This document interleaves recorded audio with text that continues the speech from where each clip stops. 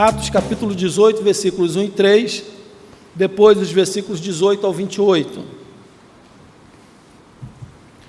Algum tempo depois, Paulo deixou Atenas e foi para Corinto. Ali encontrou um judeu chamado Áquila, natural do Porto, que havia chegado recentemente da Itália com sua esposa, Priscila. Depois que Cláudio César expulsou todos os judeus de Roma, Paulo foi morar e trabalhar com eles, pois eram fabricantes de tendas como ele. Paulo, versículo 18, Paulo ainda permaneceu em Corinto por algum tempo, então se despediu dos irmãos e foi a Cesareia, onde raspou a cabeça, de acordo com o costume judaico, para marcar o fim de um voto. Em seguida, partiu de navio para a Síria, levando consigo Priscila e Áquila. Chegaram ao porto de Éfeso, onde Paulo os deixou. Enquanto estava ali, foi à sinagoga para debater com os judeus.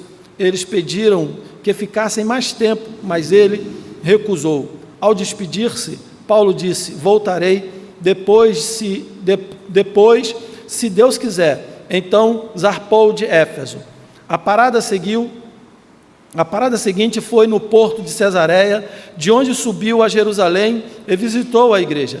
Em seguida voltou para Antioquia. Essa Antioquia é a Antioquia, da Síria, igreja mãe de Paulo, onde ele ali viveu por muito tempo. Depois de passar algum tempo ali, voltou para a Galiléia e pela Frígia, visitando e fortalecendo todos os discípulos. Enquanto isso, chegou a Éfeso, vindo de Alexandria, no Egito, um judeu chamado Apolo.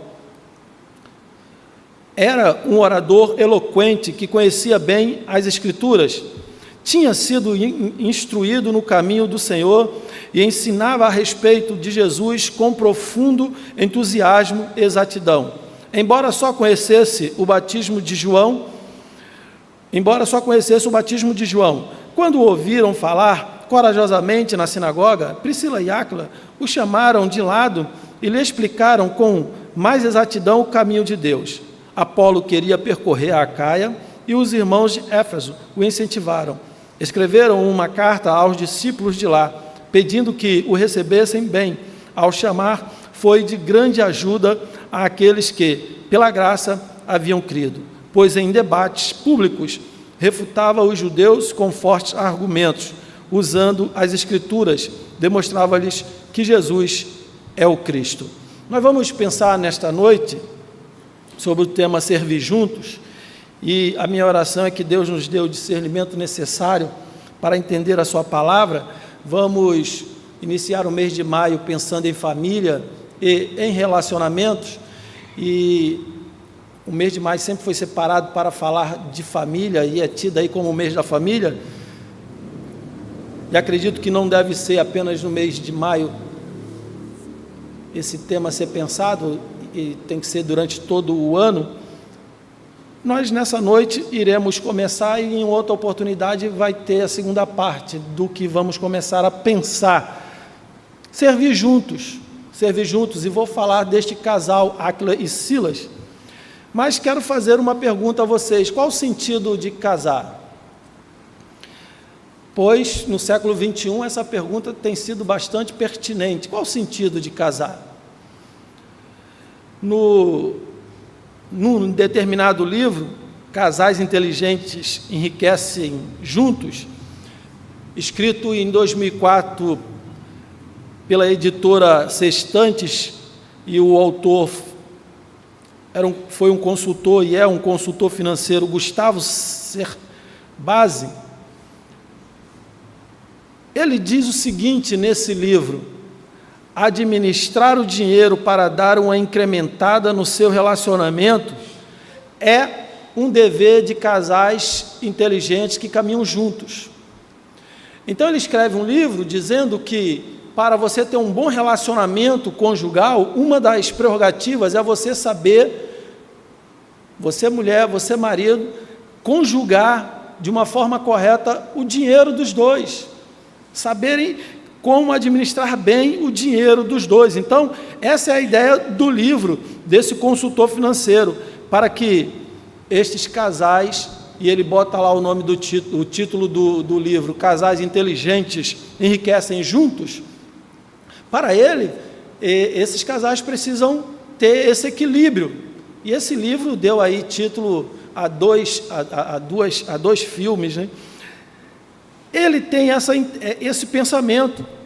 Em uma das avaliações que foram feitas deste livro no site da Amazon, trouxeram a seguinte ideia, o seguinte pensamento: a união do casal em torno dos objetivos comuns a ambos traz resultados satisfatórios. Ou seja, ele aí no finalzinho diz assim, bênção.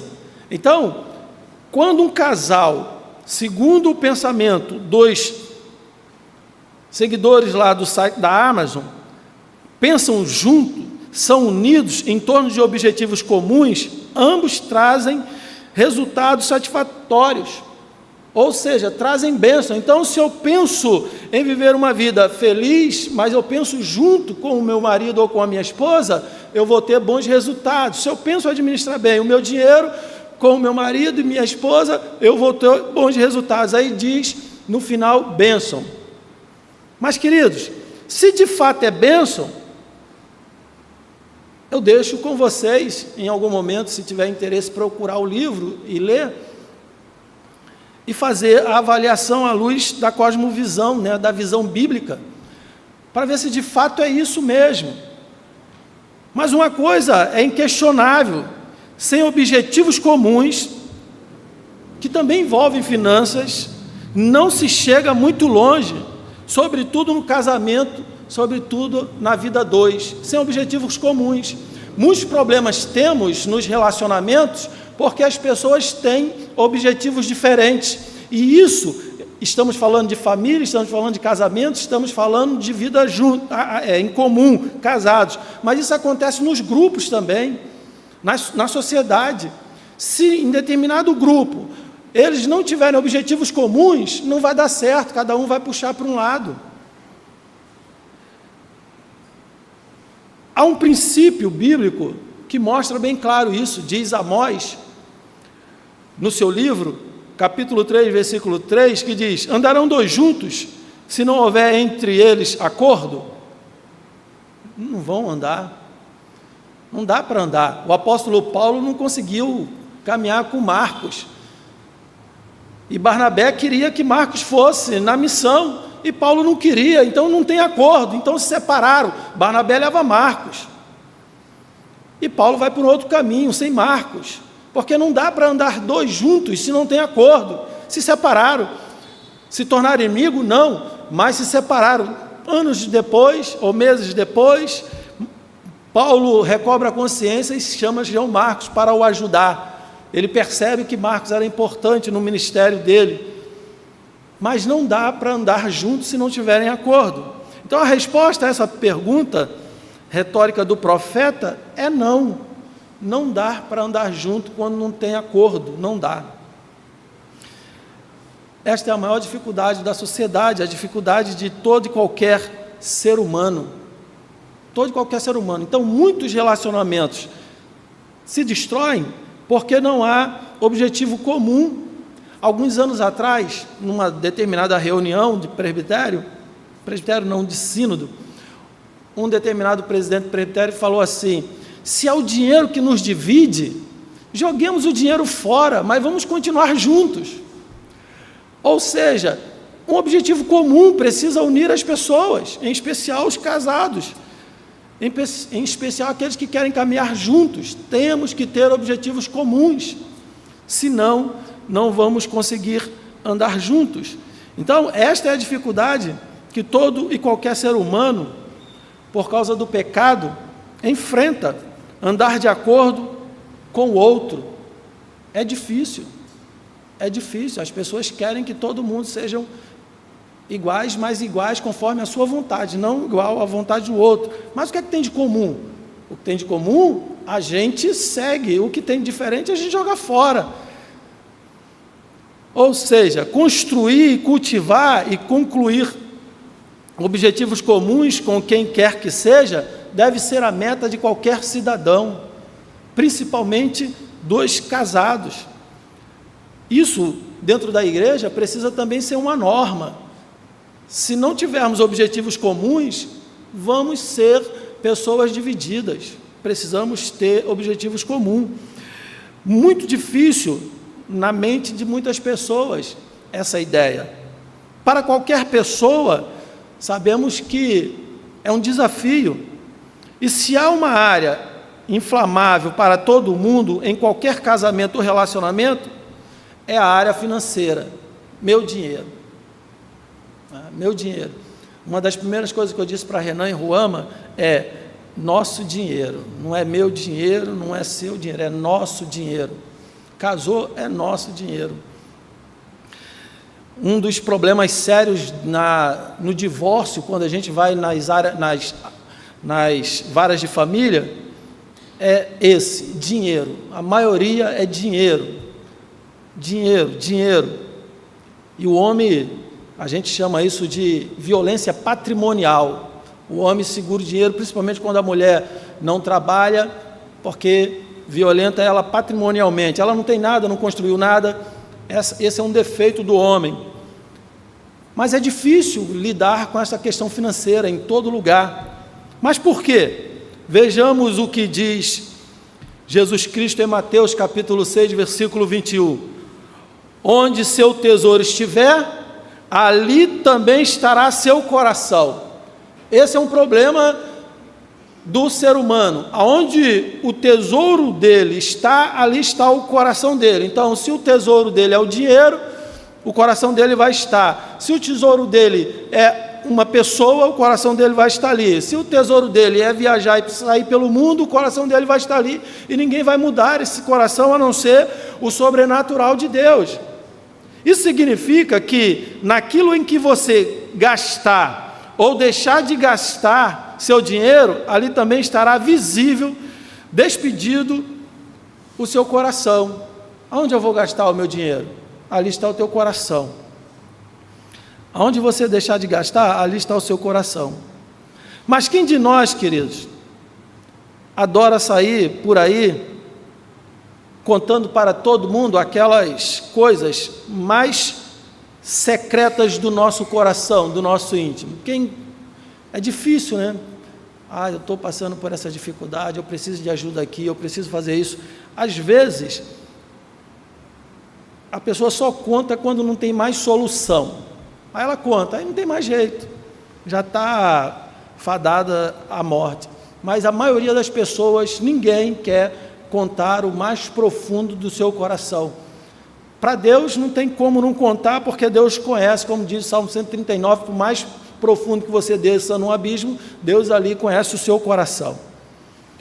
E nosso dinheiro, nossos objetivos são incrivelmente capazes, queridos, de revelar no que eu e você, em quem ou onde está o nosso coração.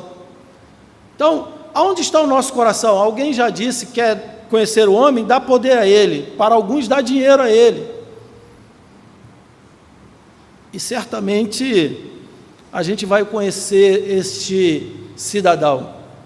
É por isso que essas coisas dão muitos conflitos, mas muitos conflitos.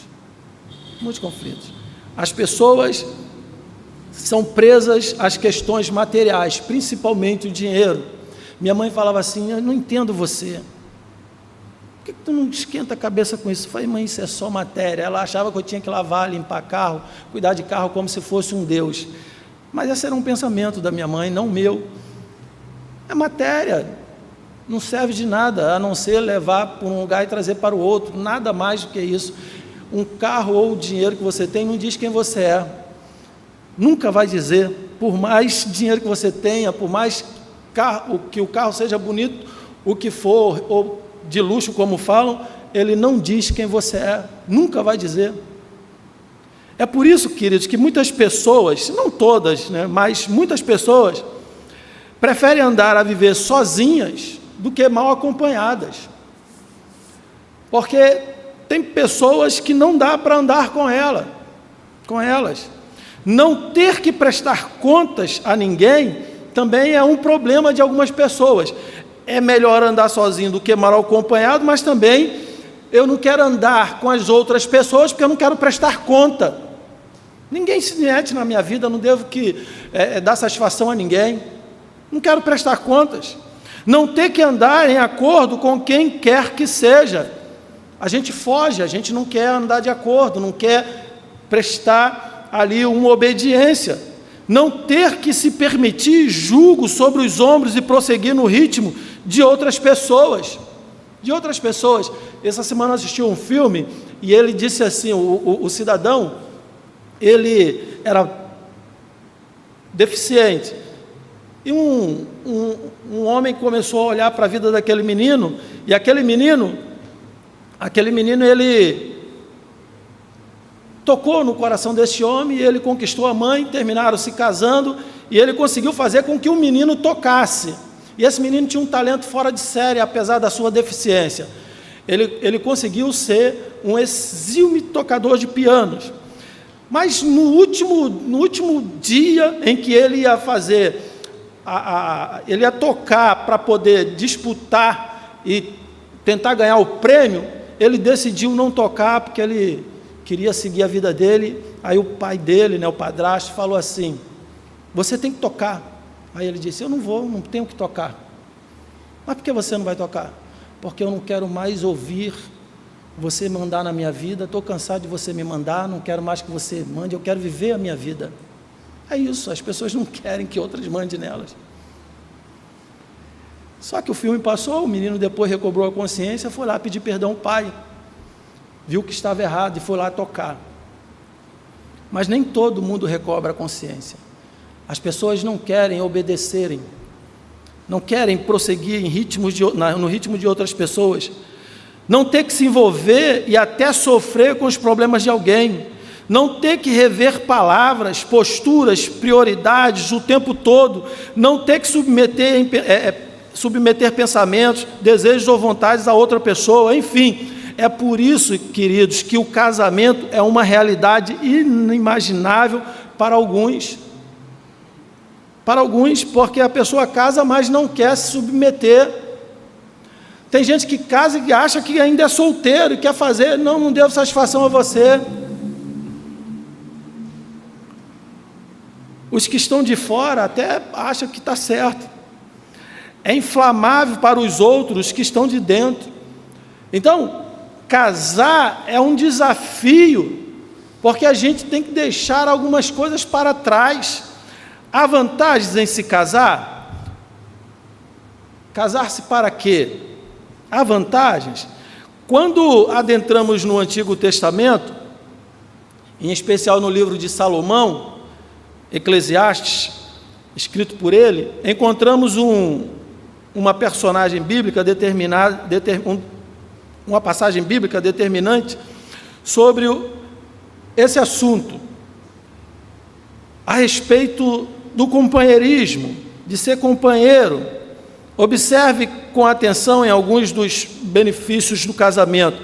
Abram aí Eclesiastes capítulo 4. Alguns benefícios do casamento que são apresentados nesse texto.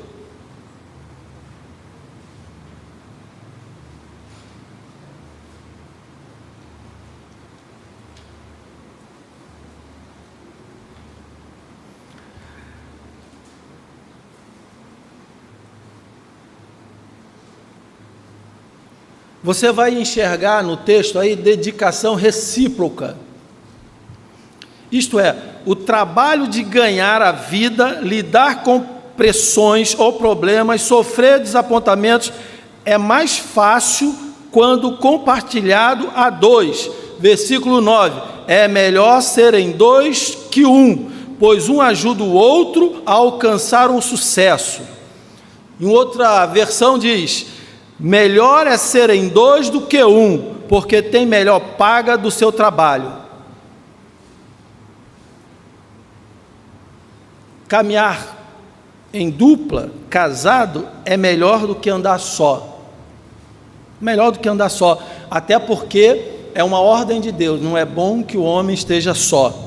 Dedicação recíproca. Então, o trabalho de ganhar a vida, lidar com pressões ou problemas, sofrer desapontamentos, é mais fácil quando compartilhado a dois. Mais fácil, muito mais fácil. E Eclesiastes diz bem claro: é melhor serem dois que um, pois um ajuda o outro a alcançar o sucesso. Quando mudou a forma de trabalho onde eu trabalhei por muitos anos sozinho, e veio a NR10, a norma, e aí tinha que trabalhar em dupla. Aí me perguntaram: o que é que você acha, Santana? Aí eu falei assim: eu acho ruim, que eu consigo trabalhar melhor só. Só que eu não entendi o espírito da lei, da norma. E quando você vai trabalhando, você vai seguindo, você vai observando que o espírito da norma está correta. Porque você sozinho, você pode passar mal, você pode fazer um movimento errado no seu serviço, e aquela outra pessoa pode te ajudar. E aí eu li um livro chamado Morromud, é um livro de autoajuda, que diz que a Toyota comprou a Volkswagen na Califórnia e mandou todos os empregados da Chevrolet embora. E aí o sindicato disse: não, vamos brigar, não dá todo mundo, tentaram ali amenizar o problema dos empregados e conseguiram ficar com metade. Essa metade teve que ir para o Japão, para a fábrica da Toyota, para aprender, cada um aprendeu o serviço do outro. Mas para quê? Para tomar a vaga do outro? Não. Cada um deveria saber o que o outro estava fazendo para evitar erro, evitar acidente. A Toyota é uma das empresas que os carros têm menos defeito, e o Etios é o que não dá defeito. O mecânico não ganha dinheiro no Etios. Andar em dupla é melhor do que andar só. Andar só, um fiscaliza o outro, um ajuda o outro, um ajuda o outro. O outro mecanismo que o texto de Eclesiastes 4 vai nos mostrar, e com atenção precisamos ver a respeito desse companheirismo, é versículo de número 10, suporte recíproco. O primeiro é dedicação, eu preciso me dedicar. O segundo é o suporte. Quando o cônjuge, ou o casado, ou o marido, ou a esposa está emocionalmente abatido, o outro geralmente pode trazer de volta o sorriso com um abraço afirmativo, um ouvido atento e uma palavra bíblica de encorajamento. Versículo 10, se um cair, o outro ajuda a levantar-se, mas quem cai, sem ter quem o ajude, está em sérios apuros. Sérios apuros. Sozinho é mais difícil, muito mais difícil. Vou contar um outro exemplo. Um certo cidadão, ele foi traído pela esposa, e ele foi trabalhar nessa época, nessa fase em que a gente trabalhava sozinho, e o chefe dele à época, muito tempo lá atrás, foi lá conversar com ele, ao invés de ajudar, prejudicou, saiu, virou as costas, foi embora, e o cidadão está sozinho, e sozinho a gente faz o quê? A gente pensa um monte de besteira, a gente nunca pensa o que é bom, a gente pensa besteira. Aquele cidadão foi lá, subiu numa torre de 25 mil quilowatts e se pendurou. Não tinha ninguém para socorrê-lo, para ajudá-lo. Então, andar dois é melhor do que andar um só, sozinho. Se tivesse alguém com ele, estaria com ele, conversando, o animando, o ajudando. Não vale a pena fazer isso. Talvez ele estivesse vivo. Então, suporte recíproco. Também temos aí o alento recíproco. Nada há que seja mais reconfortante quando o calor do cônjuge ao seu lado, em uma noite fria de inverno da alma, garantindo que tudo ficará bem. Então, Eclesiastes 4:11 diz: da mesma forma, duas pessoas que se deitam juntas aquecem uma a outra, mas como fazer para se aquecer sozinho? Os solteiros fiquem orando. Como fazer para se aquecer sozinho? Não é? Tem que orar os solteiros. pegar um cobertor bem grosso.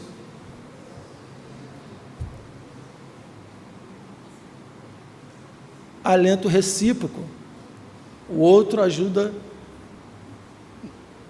a confortar o coração um do outro. Firmeza recíproca, firmeza mútua. Como é preciosa a firmeza que vem de Cristo a um pela instrumentalidade do outro, né, do cônjuge e dos outros filhos. Eclesiastes 4,12. Sozinha, a pessoa corre o risco de ser atacada e vencida. Mas duas pessoas juntas podem se defender melhor. Se houver três, melhor ainda, pois uma corda traçada com 3 fios não rebenta facilmente. Então, sozinho, você é mais fácil de ser atacado. Juntos, você tem a possibilidade de sair ileso.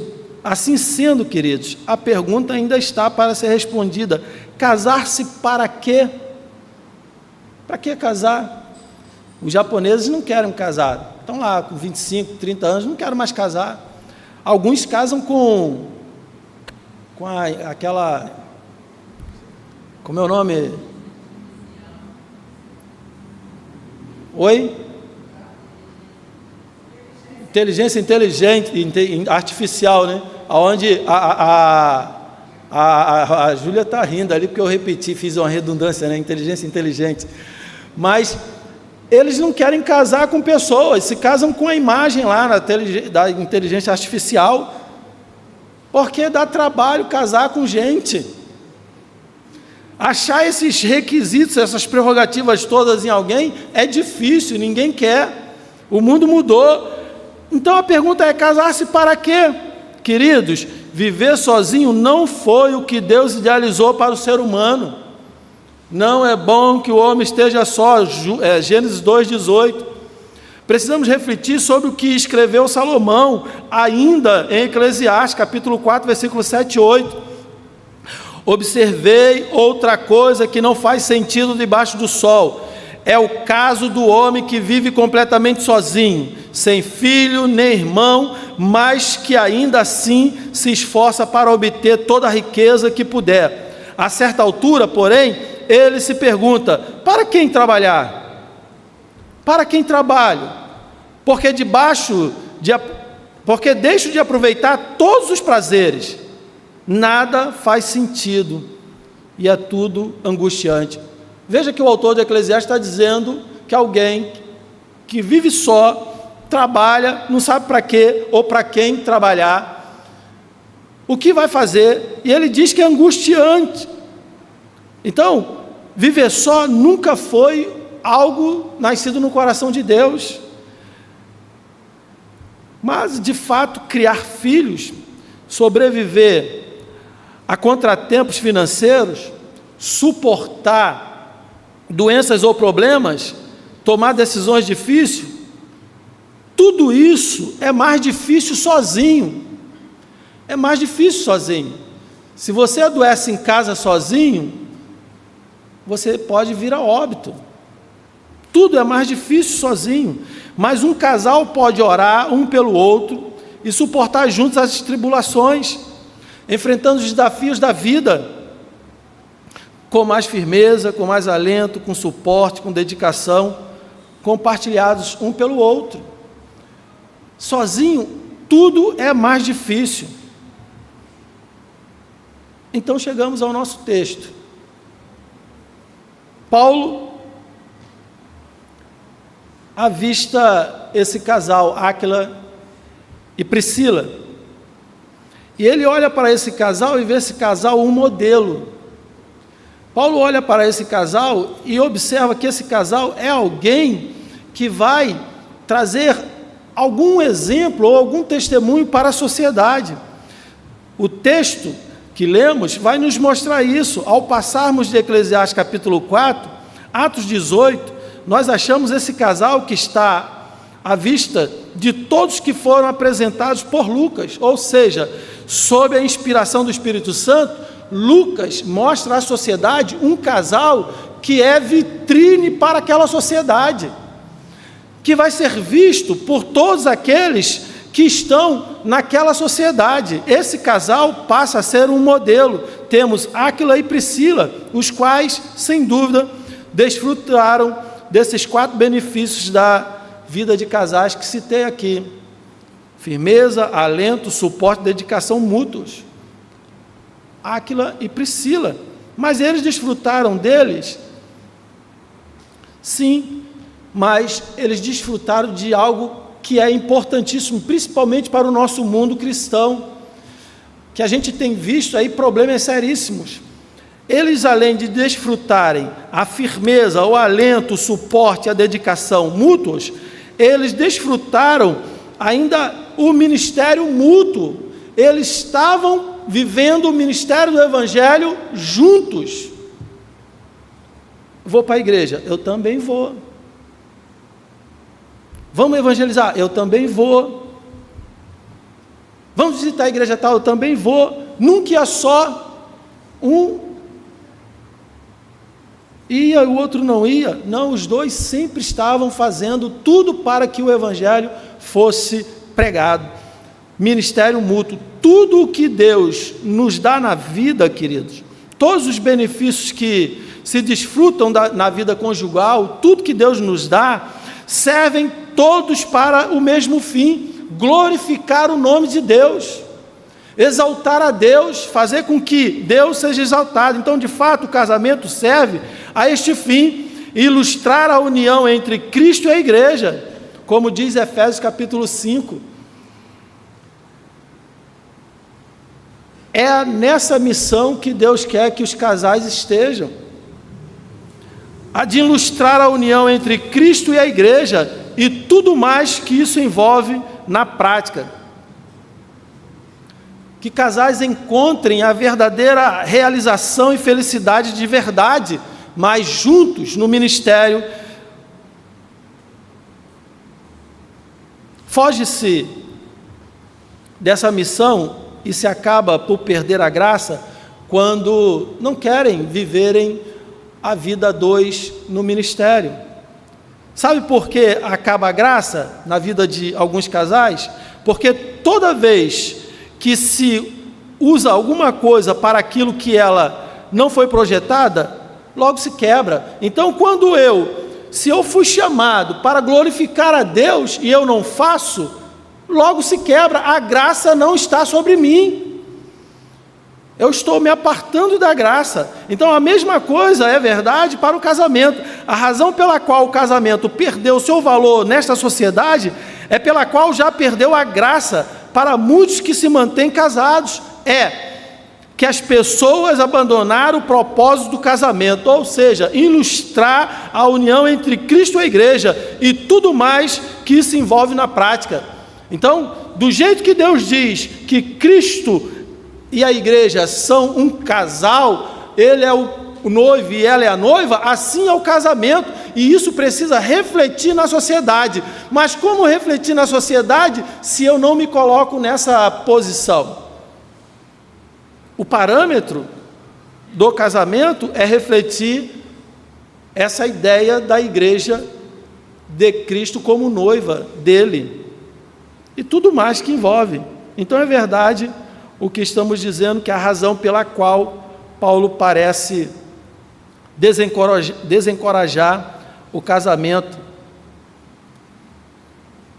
Parece que Paulo está dizendo, é bom que o homem não toque mulher. Não é assim que Paulo diz?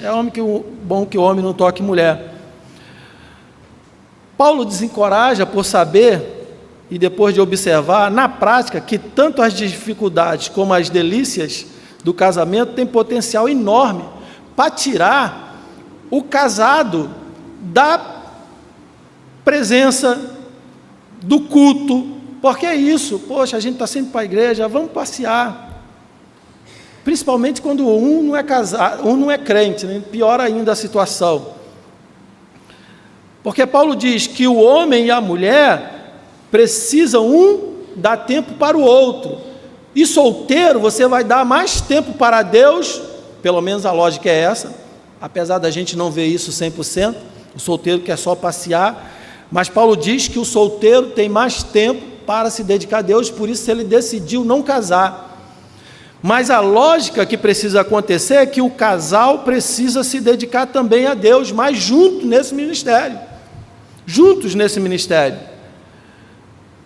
Mas em algum momento, o casamento tira a missão do casal de fazer a obra de Deus como deveria nessa vida. Missão esta dada por Deus pelo Espírito Santo, que é glorificar a Deus fazendo discípulos de Jesus em todas as partes e nações, em todas as partes. Alguns anos atrás, um certo cidadão falou assim: eu não quero ser membro dessa igreja não. E eu perguntei por quê. Olha lá, a mulher do pastor, nem acabou o culto, já está querendo ir embora, ainda fica assim para o marido: ó, vamos embora. Não tem ministério que dê certo, não vai dar certo nunca. Que pressa é essa? E não deu certo mesmo, não dá certo. E aí Poyonshu, e eu já contei isso aqui, vou contar no seu livro Nova Dimensão, ele escreve, falecido, né, ele faleceu há pouco tempo, ele estava construindo a igreja e acabou o dinheiro. Falamos em dinheiro, estamos falando de dinheiro, acabou o dinheiro. E aí tem que falar com quem? Se não tem dinheiro, aí vai falar com Deus. Fala com Deus e Deus fala assim: você já tem um dinheiro. Você já tem um dinheiro. Mas como assim, Senhor? Como eu tenho dinheiro? Venda a sua casa. E aí ele entra em desespero, não é isso? Aí ele falou assim: mas Senhor, o que eu vou fazer? Eu tenho que falar isso para minha mulher. Então ele está preocupado com a esposa, porque ela vai morar onde? A casa, quem cuida é a mulher, a casa é da mulher. O homem até acha que manda lá, mas não manda. Mas ele vai falar com a mulher. Aí Deus falou para ele: deixa que com ela lido. E ele então contou. Ela começou a sofrer. Vender a casa para construir a igreja, acabar a igreja. Vamos morar onde? 1 mês, 2 meses, 3 meses ela não conseguiu dormir. 3 meses depois Deus falou com ela, ela foi olhar: pô, vamos vender a casa e vamos dormir nos escombros da igreja. O ministério junto, ela foi lá dormir com ele lá na construção da igreja. Vamos viver junto. E a obra de Deus seguiu, construir a casa, e aí eu estou falando de uma das maiores igrejas do mundo, né? Uma das maiores igrejas do mundo. Ministérios juntos. Vai dormir no chão, os dois dormem no chão, os dois passam frio, os dois passam dificuldades. Eu, quando fui para Saracuruna e vim para o ministério, minha esposa está aí, e ela falou uma coisa que eu sempre guardo no meu coração. Eu estou indo para o ministério, eu sou pastor. A gente vai passar dificuldades em algum lugar. Se tiver que ir para debaixo da ponte com você, eu vou. E a gente segue junto no ministério. É um ministério pastoral. Casal junto, caminha junto, sofre junto.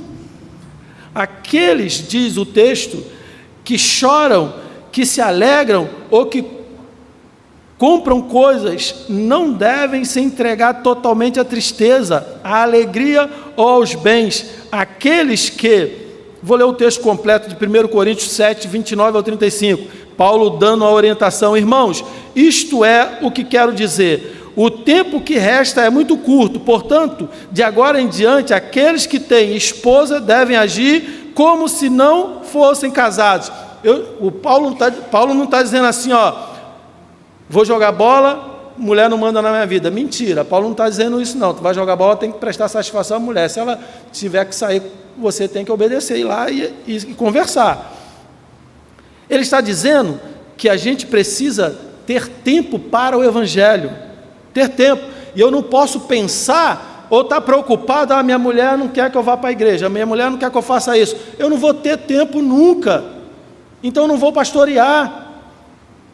E aí Paulo diz: a gente deve agir como se não fôssemos casados, ou seja, dedicar a vida ao evangelho, mas também ter o equilíbrio dentro de casa. Aqueles que choram, que se alegram ou que compram coisas não devem se entregar totalmente à tristeza, à alegria ou aos bens. Aqueles que usam as coisas deste mundo não devem se apegar a elas, pois este mundo, como o conhecemos, logo passará. Quero que estejam livres das preocupações desta vida. O homem que não é casado tem mais tempo para se dedicar à obra do Senhor e pensar em como agradá-lo. Não é porque a gente tem visto que o homem solteiro, a mulher solteira tem menos tempo para adorar o Senhor. Tem mais tempo para fazer outras coisas. É o que a gente tem visto no século 21. Versículo 33. Mas o homem casado precisa pensar em suas responsabilidades neste mundo e como agradar a sua esposa. Seus interesses estão divididos. Da mesma forma, a mulher que não é casada ou que nunca se casou pode se dedicar ao Senhor e ser santa de corpo e espírito. Mas a mulher casada precisa pensar em suas responsabilidades aqui na terra e como agradar seu marido. Digo isso para seu bem e não para lhes impor restrições. Quero que façam aquilo que os ajudará a servir melhor o Senhor, com o mínimo possível de dedicações, ou com o mínimo possível de distrações. O apóstolo Paulo ensinando os casais serem crentes e também serem maridos e mulheres dedicados. Para solteiros, queridos, as distrações poderão ser desejos sexuais descontrolados, ardentes, e entre outros desejos que a gente vê no mundo aí. Eles se perdem e fogem da igreja. Mas, de fato, os compromissos e as coisas boas da vida, queridos, o casamento e até a solteirice, têm amplos poderes de nos distrair, de nos distanciar de Deus, de nos distrair da nossa missão nesta vida, pelo Espírito Santo, ou seja, glorificar a Deus fazendo discípulos de Jesus em todas as partes e nações. A gente se distrai. Áquila e Priscila, neste quesito, tem muito a nos ensinar como casal, como família, como pessoas casadas que se relacionam bem e sabem o que querem fazer, casais que servem juntos e que não têm dificuldades em fazer a obra de Deus. Como é bom ter esse casal como modelo na obra de Deus e poder aprender com eles a respeito de como casais obedientes servem juntos. É difícil, irmãos, é muito difícil você querer ir para a igreja e sua esposa não querer, seu marido querer ir para a igreja e a esposa não querer. É difícil, é horrível. Eu alguns anos já falei isso aqui, vou repetir. Eu via o Laírton, hoje presbítero Laírton, lá da IPI de Nilópolis. Ele deixava a mulher na porta de casa com os 2 filhos e ia para o campo lá assistir o jogo lá na quadra do SEM, em Olinda. E aquilo me incomodava. Poxa, o marido deixa a mulher e vai para lá, os 2 têm que estarem juntos. Hoje a Sheila é pastora, o Laírton é presbítero e os 2 trabalham juntos. Se tempo está junto, ele leva ela para tudo quanto é lugar. Sheila, pastora, o presbítero, marido, carrega ela para tudo quanto é lugar, vai juntos, os 2 juntos fazendo a obra. São um exemplo hoje de casais que levam o evangelho. Ele poderia ter continuado lá, mas alguém foi lá pregar o evangelho para ele, mostrar que não deveria ser assim, eles deveriam estar juntos. Então, como casais cristãos vivem para juntos cumprirem a missão de Deus nesta vida, pelo Espírito Santo, a fim de glorificar a Deus, fazendo discípulos de Jesus em todas as partes e nações.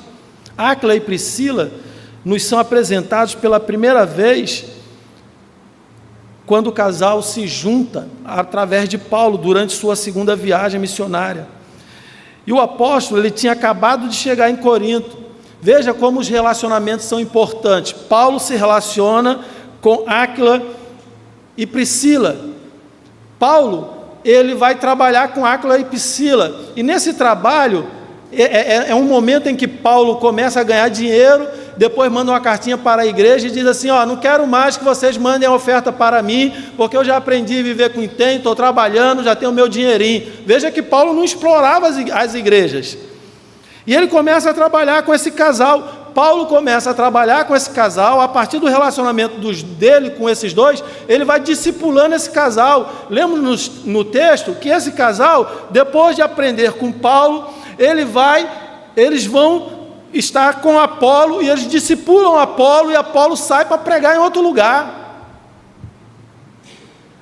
Relacionamentos fazem discípulos, relacionamentos. Então Paulo estivera em Atenas, onde falou aos filósofos do Areópago, e depois de todos os seus esforços na capital intelectual do mundo greco-romano, apenas uns poucos atenienses se tornaram cristãos naquela terra, Paulo pregando.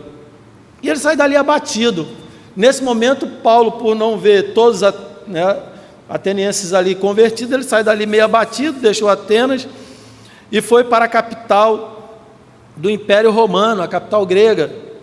Ele foi para Corinto, vai lá pregar para o povo de Corinto, e talvez lá ele pudesse obter uma melhor resposta à sua mensagem, à pregação do Evangelho. Mas quando chegou àquela cidade esta portuária, tão cheia de eventos graves, ali uma cidade horrível, eventos, incidentes, o apóstolo se deparou com algo sem igual. Lá tinha prostituição, lá tinha perversão livre, tinha a vida decadente em todas as camadas daquela sociedade. Foi o que Paulo achou em Corinto. Com pouco dinheiro, sem lugar para ficar e sem amigos, entre estranhos tão intimidadores, Paulo chega neste lugar. O coração de Paulo se abateu ainda mais, de uma forma tão profunda que ele fica meio que sem entender. Anos depois, em sua carta aos Coríntios, ele admitiu essa verdade. Capítulo 2 da primeira carta, versículo 3, ele diz assim: fui até vocês em fraqueza, atemorizado e trêmulo. Paulo foi até Áquila e Priscila atemorizado e trêmulo, foi até Corinto atemorizado, trêmulo e fraco. Foi aquela época, queridos, sob aquelas circunstâncias que Paulo conheceu esse casal. Nessa época ele conhece essa turma, Áquila e Priscila, Atos 18, 1 e 3. Algum tempo depois, Paulo deixou Atenas e foi para Corinto. Ali encontrou um judeu chamado Áquila, natural do Porto, que havia chegado recentemente da Itália com sua esposa Priscila, depois que Cláudio César expulsou todos os judeus de Roma. Paulo foi morar e trabalhar com eles, pois eram fabricantes de tenda como ele. Então Paulo fabricava tenda assim como Áquila e Priscila. Deus então coloca na vida de Paulo esse casal. Deus coloca esse casal para ajudar Paulo, não só na questão da venda, do comércio, como também em ajudar Paulo na pregação do Evangelho. O apóstolo precisava de companhia. Isso já diz muito sobre o valor de casais que abrem as suas portas para ajudar outras pessoas, e de famílias sólidas no reino de Deus, sobretudo para o cumprimento da grande comissão. Então, imagine Jesus pregando o Evangelho. Ele diz na sua caminhada que ele não tinha onde reclinar a cabeça. Quem acolhia Jesus? Quem dava comida para Jesus? Depois de Jesus vinham os apóstolos. Quem dava comida para os apóstolos? A Bíblia vai mostrar que muitas pessoas, muitos casais acolheram Jesus, acolheram estes homens para que o Evangelho fosse pregado. Para que o Evangelho fosse pregado. Então, famílias sólidas no reino de Deus, sobretudo, ajudam no cumprimento da missão. No cumprimento da missão. Casais, famílias estruturadas sempre foram imprescindíveis para a longa marcha da igreja estabelecendo o reino de Deus. Sempre, sempre. Hoje pela manhã eu falei, uma família lá na congregação de Itaboraí deu um carro para o missionário, para ele poder ir melhor pregar o Evangelho, levar e visitar as pessoas. Deu lá, famílias sólidas, vai abençoando, vai abençoando. Eu parto para o fim lendo 2 textos, mostrando como Deus faz, e depois, na próxima oportunidade, eu termino esse texto de Atos dos Apóstolos. Filemão, versículos 1 e 2. Eu, Paulo, prisioneiro de Cristo Jesus, escrevo esta carta, junto com nosso irmão Timóteo, a Filemão, nosso amado colaborador, a irmã Áfia, Arquipo, nosso companheiro na luta, e a igreja que se reúne em sua casa, em Colosso. Veja que Paulo, falando a Filemão, está falando de famílias, está falando da igreja que abre a sua porta para que o evangelho seja pregado. Casais, famílias, casas que se abrem para que o evangelho seja notório, seja anunciado. Segunda carta de João, versículos 10 e 11, diz assim: se alguém for às suas reuniões e não ensinar a verdade de Cristo. Esta é uma fala de João muito dura, né? E a gente às vezes fala que é invenção nossa, que a gente que é duro, mas é uma fala de João que ele é bem duro, assim como ele aprendeu de Jesus. Versículos 10 e 11, se alguém for às suas reuniões e não ensinar a verdade de Cristo, não o convidem a entrar em sua casa. Vejam só, alguém vai numa reunião comigo, não vai falar de Cristo, só vai falar abobrinha, ele não está mais apto a ir mais na minha reunião. Não convide mais a entrar na sua casa, nem lhe deem nenhum tipo de apoio. Tente imaginar isso, como isso é duro. O camarada não quer nada com Cristo, ensina tudo errado, eu não convido mais, segundo a Bíblia, e nem vou apoiá-lo mais em nada. Quem apoia esse tipo de pessoa torna-se cúmplice de suas obras malignas. Então, se eu apoio quem faz obras malignas, eu me torno cúmplice desse alguém. Veja como o texto é duro. Mas isso não quer dizer que você não tenha que falar o evangelho para ele. O que você não pode fazer é abrir a sua casa para quem não quer viver o evangelho e levar você na mesma direção ou querer andar na mesma direção. Porque tem pessoas que entram na sua casa para fazer com que você siga na direção dela, não ela querer seguir na sua. Termino dizendo, queridos, que casais, casas e famílias sempre foram o esteio da obra missionária. Nascimento e fortalecimento de igrejas locais sempre vieram por essa direção. Nascimento de igrejas locais que eram e são plantadas em cumprimento à grande comissão, sempre essa igreja aqui é fruto de uma família que veio morar aqui, que fundou o presbiterianismo aqui em Campo Grande, e hoje aqui estamos, uma família crente que veio pregar o evangelho, um casal, vieram lá da segunda igreja, e aqui estamos, sempre foi alguém abrindo a sua casa, para que o evangelho pudesse. Então, casal que anda junto, em especial no ministério, é aquele que Deus dá uma missão para que juntos possam proclamar a obra de Deus e o nome de Deus seja glorificado em suas vidas. Que Deus nos abençoe. Em algum momento, na próxima oportunidade, termino essa passagem de Atos.